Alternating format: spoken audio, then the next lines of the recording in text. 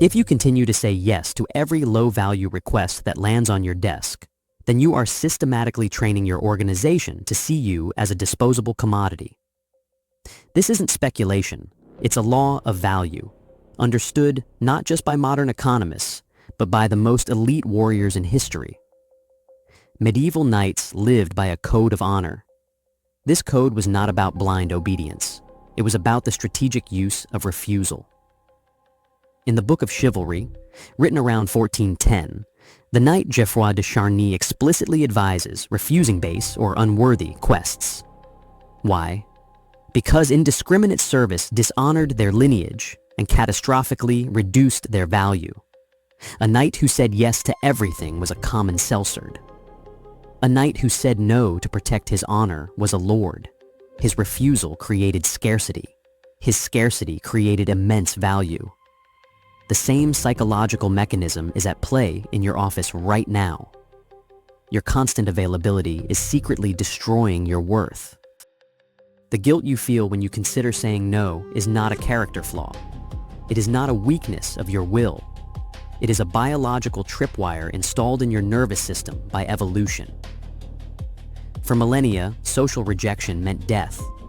Agreeableness was a survival mechanism. Modern corporate structures have hijacked this primal fear. They are engineered to exploit your instinct to please. This creates the yes man's paradox. The more you say yes to prove your worth, the less you are actually worth. You become the reliable utility player, the jack of all trades, master of none. Your expertise is diluted. Your energy is scattered. Your focus is shattered. The data is terrifyingly clear. Studies by Grayton and Rick found that chronic yes-sayers burn out 40% faster. In the process, they lose a staggering 33% of their organizational value due to diminished output and quality. You are not just getting tired. You are actively participating in the systematic erosion of your own professional standing. To escape this trap, you do not need more willpower. You need a new code, a system of honor that dictates your actions. There are 3 sacred vows you must take to reclaim your value, inspired by the chivalric tradition and proven by modern science. The first is the vow of scarcity. You must understand that your most valuable professional assets are your time, your focus, and your energy. They are finite. By saying no to low-impact tasks, you signal to the organization that your resources are reserved for high-value missions. You become a scarce resource. And the fundamental law of economics is that scarcity drives up value. A Harvard Business Review analysis confirmed this ancient wisdom. Employees who strategically declined just 20% of low-value requests saw their productivity on important tasks rise by 15%. Their value did not decrease. It exploded. Your no is the guardian of your yes.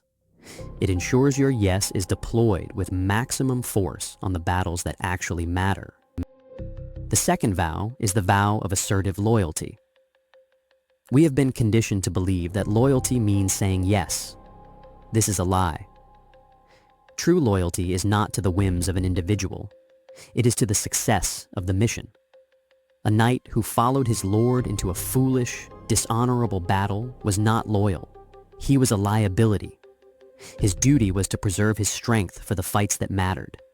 When you say no to a distracting side project, you are not being insubordinate.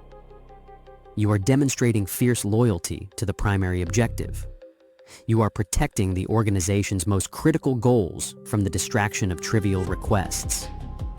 This is why a meta-analysis on assertiveness found that strategic no-sayers are 12% more likely to be perceived as leaders. People do not respect doormats. They respect guardians. Your refusal is not rejection. It is realignment. It is a declaration that you are focused on the collective victory, not just on being liked. The final vow is the vow of honorable self-preservation. A knight's sword and armor were not just tools. They were his life. He was honor-bound to maintain them, to keep them sharp and strong. To neglect them was to invite defeat and dishonor. Your energy, your mental clarity, and your physical health are your armor and your sword. Saying no to tasks that overload you is not selfish. It is your sacred duty. It is the act of maintaining your primary weapon, your ability to perform at an elite level. Refusing an unreasonable workload is what allows you to deliver exceptional results on your core responsibilities. The guilt is a ghost. It is the echo of an outdated survival script. Override it. Your value to the clan is not in your exhaustion, it is in your strength.